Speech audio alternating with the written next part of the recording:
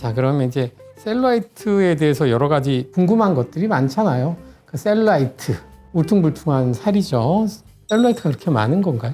보통 한 뭐 18세, 35세 사이에 90% 이상의 여성들이 셀룰라이트를 가지고 있다 이런 얘기들이 있는데요. 실제로 그만큼 셀룰라이트는 굉장히 흔하게 볼 수 있는 질환이라고 볼 수 있는데 이제 연령에 따라 셀룰라이트의 유형이 조금 다르다고 볼 수 있겠습니다. 그래서 20대는 아무래도 좀 젊으니까 염증보다는 지방세포가 커지며 생기는 셀룰라이트 유형이 더 많고요. 30대 중반이 넘어가면 이제 여러 가지 식습관의 문제들이 이렇게 누적이 되고 거기다 호르몬이라든지 이런 것들이 변화가 되면서 만성 염증에 의한 섬유 부종형 셀룰라이트 유형이 더 많은 경우가 많습니다.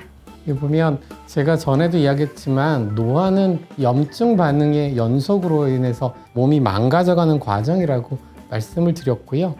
여러분 생각과는 달리 셀룰라이트가 단순히 보기 싫어서가 아니고 많은 복합적인 내용들을 함유하고 있습니다. 몸에 나쁜 거, 내가 나쁜 걸 먹는 거, 그리고 몸에 나쁜 질환이 있는 거, 이런 것까지 복합적으로 나와서 만들어진 외부적으로 보여지는 방식이 뭐 여드름 이런 것일 수도 있지만 셀룰라이트도 같은 거라고 생각을 하고요. 예전에는 셀룰라이트 여자한테만 있었다라고 생각을 하는데 요즘은 남성 셀룰라이트가 굉장히 많아지는 것 같습니다. 남성분들도 아무래도 이제 식습관이라든지 음주라든지 이런 생활 패턴이 안 좋다 보니까 지방량이 많으신 분들이 많으세요. 그래서 복부 비만도 굉장히 많으시고 체형적으로 이제 사무실에서 일하고 컴퓨터 오래 하시다든가 어깨도 이렇게 좀 말리고 하시면서 등이 굳과다면 체형이 앞으로 쏠리게 되거든요. 그러면서 또 배까지 앞으로 나오니까 상대적으로 허리 주변을 감싸고 있는 이제 근육들이 아무래도 텐션이 많이 가면서 그쪽에 근막에 유착들이 오게 되거든요. 그래서 그 옆구리 쪽에 이제 그 살이 또 안 빠지는 남성분들도 굉장히 많고 그런 옆구리 셀룰라이트 같은 경우에는 또 여성과 좀 비슷하게 원인에 따라서 같이 좀 병행해서 치료하시는 게 좋을 것 같습니다. 이게 셀룰라이트가 그래도 여자한테 많은 거죠? 네네. 여성 같은 경우는 뭐 이제 여성 호르몬 에스트로겐 영향으로 아무래도 셀룰라이트가 좀 잘 생기는 경우가 많은데요. 사실 여성 호르몬 에스트로겐은 허벅지라든지 둔부 쪽으로 이제 지방이 좀 많이 생기고 복부 비만은 오히려 좀 억제시키는 효과가 있어서 여성들이 조금 더 여성스러운 아름다운 어떤 그런 선을 가질 수 있는 그런 거에 바로 이런 에스트로겐의 영향인데요. 보통 남자분들 같은 경우 평균 이제 체지방률이 보통 14에서 16% 정도를 가장 아이디얼하다고 보고 여성 같은 경우는 한 24에서 한 26%의 평균 체지방률을 가장 아이디얼하다고 보는 것처럼 아무래도 에스트로겐의 영향에서 체지방률이 남성에 비해서 여성이 높기 때문에 지방 조직이 많은 여성에게서 셀룰라이트도 좀 남성보다는 좀 많이 생기는 편이라고 생각할 수 있습니다. 그렇죠. 셀룰라이트가 아무리 봐도 여성들한테 굉장히 중요한 문제고 노출 빈도도 사실은 남자가 보이는 셀룰라이트보다는 여성이 보이는 셀룰라이트가 좀 많고 남자한테도 여성 호르몬은 나오거든요. 하지만 여성 호르몬의 양이 여성들한테 더 집중돼 있고 그렇기 때문에 셀룰라이트가 더 잘생길 수밖에 없고 훨씬 더 고민을 많이 하게 되고 치료를 위해서 훨씬 더 노력을 하게 되는 것 같습니다.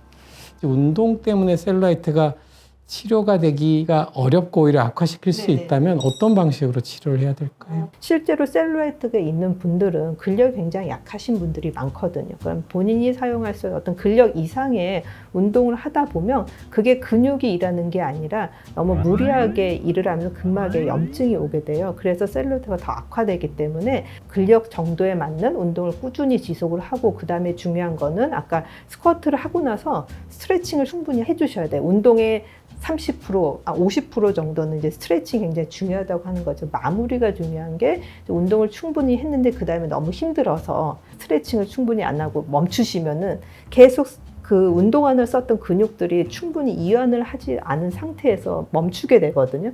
그렇다면 그게 이제 반복이 되다 보면 근막에 유착들이 오고 자세가 굳어질 수가 있어요. 그래서 셀룰라이트에서 운동에 있어서는 자기 근력에 맞는 적절한 운동을 충분히 하고 그 다음에는 스트레칭에 충분한 시간을 들여서 근육을 릴렉스할 수 있는 시간을 충분히 확보하는 게 중요하다고 볼 수 있습니다.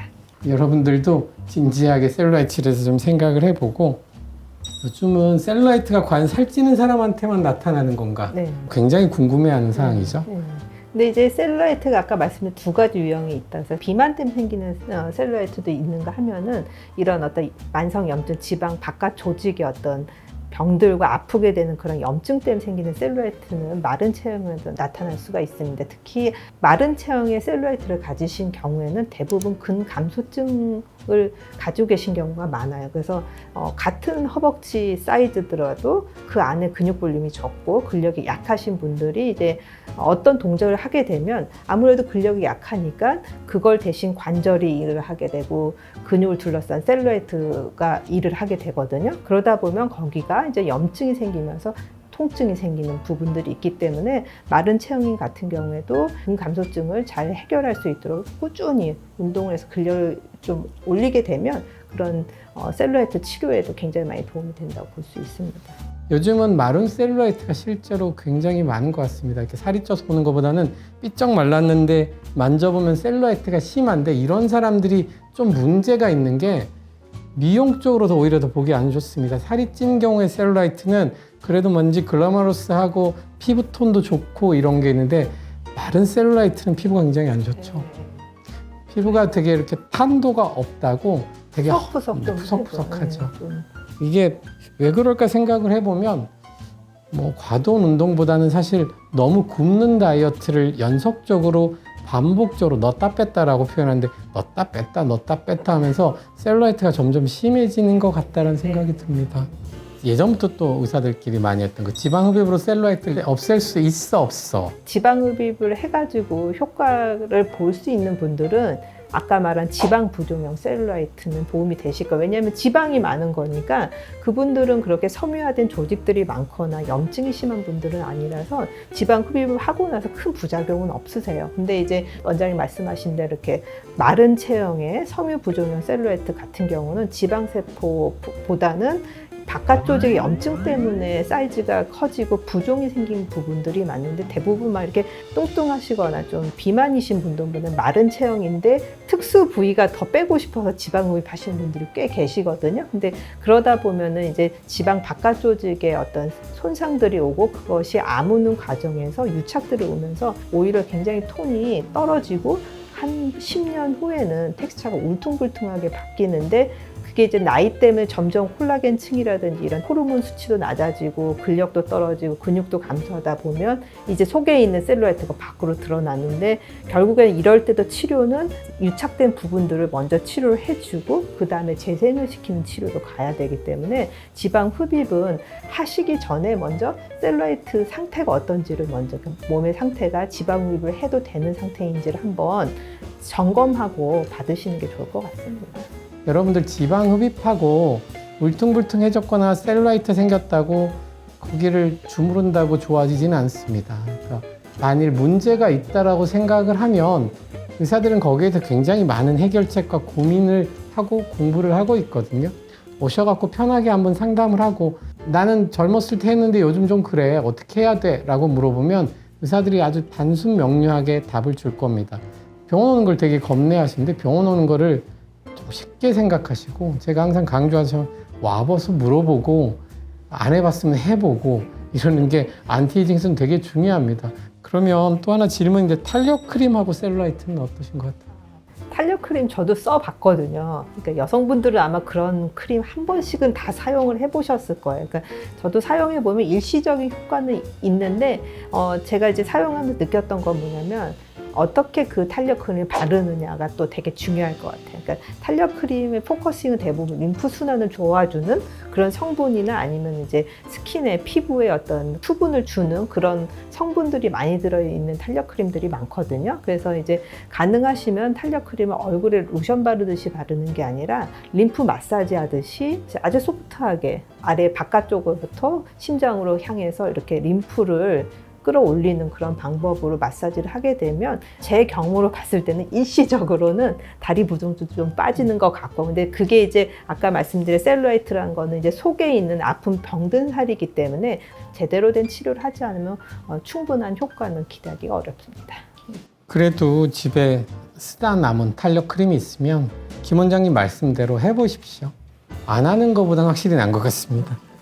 압박 레깅스에 대해서 이야기도 있는데요. 어떠신 것 같아요? 그러니까 보통 이제 우리가 하지 정맥류 치료에는 압박 스타킹이 혈전을 억제시키는 효과가 있기 때문에 뭐 비행기를 타고 장시간 갈 때는 하지 정맥류가 있는 분들은 권해드리는데 셀룰라이트는 오히려 반대라고 생각을 하시면 돼요. 혈액이나 림프 순환이 제대로 되지 않아서 생기는 이유기 때문에 오히려 압박 레깅스를 하게 되면 조직이 더 눌리겠죠. 그래서 순환이 더 안 되기 때문에 압박 레깅스 같은 경우는 이제 셀룰라이트 있는 분한테 절대 권해드리지 않는데 가끔 환자분들이 내 다리가 하지 정맥류인지 또는 이게 셀룰라이트의 부종인지 그걸 모르셔서 헷갈리시는 경우가 있기 때문에 그런 경우에는 좀 진료를 보러 오셔서 판단을 받으시면은 치료 방법에도 좀 도움이 될 것 같습니다.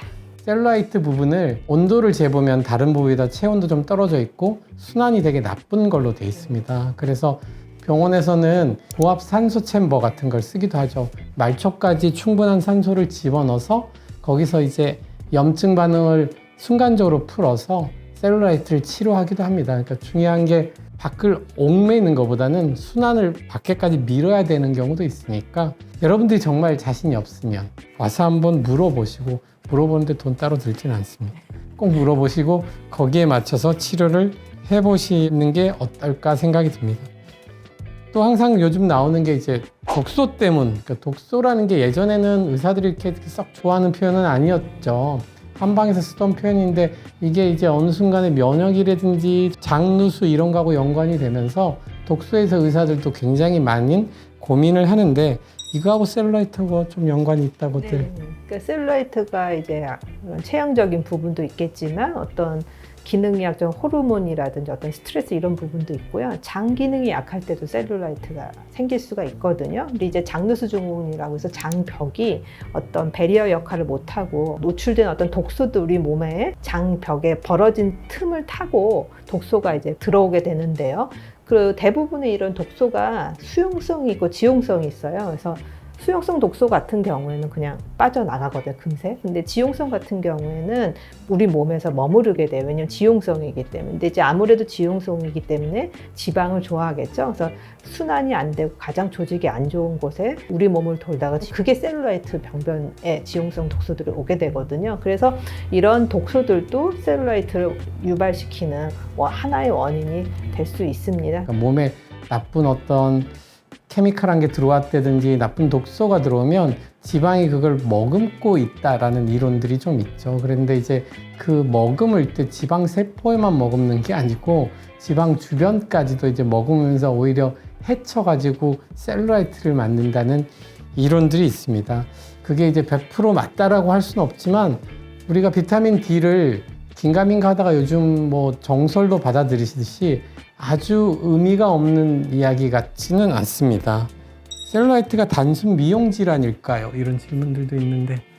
일단 셀룰라이트는 단순 미용 질환은 아닌 것 같고요. 왜냐하면 여러 가지 원인 때문에 셀룰라이트가 생기거든요. 그래서 특히 이제 신체적인 어떤 스트레스라든지 여러 가지 식생활이라든지 아까 말씀 운동 습관 이런 것들이 바깥 외형적으로 드러나는 게 셀룰라이트이기 때문에 간혹가다 요즘에는 이제 셀룰라이트 때 왔습니다 하는 환자분들의 어떤 셀룰라이트 상태만 봐도 이 분의 어떤 호르몬 상태라든지 염증 수치가 제 머릿속에 싹 지나가는, 그래서 실제로 검사를 해보면 그런 부분들이 이제 적신호가 오시는 분들이 많이 있어서 셀룰라이트는 미용적인 치료가 필요할 수 있겠지만 치료를 할 때는 질환으로 보고 접근을 해서 치료를 하는 게 좋을 것 같습니다. 셀룰라이트라는 건 외과적으로 단순히 외모적인 게 아니고 몸에 어떤 한 100가지 원인이 있다고 생각을 하시면 돼요. 그 중에 이제 우리가 가장 잘 알고 있는 게 살찌는 거인 거지, 셀룰라이트를 단순히 살이 쪄서 여성이기 때문에 이렇게 오는 건 절대 아닙니다. 뭔가 몸에 밸런스가 흐트러졌다거나 이런 게 있었을 때 셀룰라이트가 외형적으로 보이는 거죠. 우리가 머리가 아파요. 머리 아픈 이유도 수백 가지듯이 셀룰라이트가 생기는 원인도 수백 가지입니다. 우리는 포커싱을 정확히 해서 100시간 걸릴 걸 10시간 만에 해결을 하고 싶어 하는 직업군입니다. 셀룰라이트 전신 질환이고 어떻게 보면 안티에이징 측면에서 보면 우리 몸에 노화가 일어나고 있다는 것을 가장 잘 보여주는 방식인 것 같고, 우리가 치료를 통해서 어떤 방식을 해결해서 셀룰라이트가 없어진다면 우리가 노화를 몇 년 정도는 딜레이 시켰다고도 자신 있게 말할 수 있다고 생각이 듭니다. 원장님 말씀 안 좋아요. 네. 오늘은 셀룰라이트에 대해서 조금 심도 있게 우리 김 원장님을 모시고 이야기를 나눠봤는데요. 근데 셀룰라이트를 전신질환의 보통 포인트로 봐야 된다든지 질환으로 생각해야 된다든지 독소에 대한 이야기 뭐 이런 것들이 나왔는데 이게 잘 생각을 해보면 되게 쉽습니다. 좋은 거 먹고 적당히 운동하고 어떻게 보면 필요한 치료를 적당한 시기에 잘 하면 여러분들의 안티에이징, 아름다움 이런 거를 동시에 찾아갈 수 있게 될 거라는 걸 알 수 있게 되는 것 같습니다. 오늘은 김 원장 모시고 이야기를 많이 해봤는데요. 앞으로도 더 이제 간간히 모시고 좋은 말씀 들어봤으면 좋겠습니다. 지금까지 소울 닥터 오명진이었습니다. 감사합니다. 감사합니다. 네.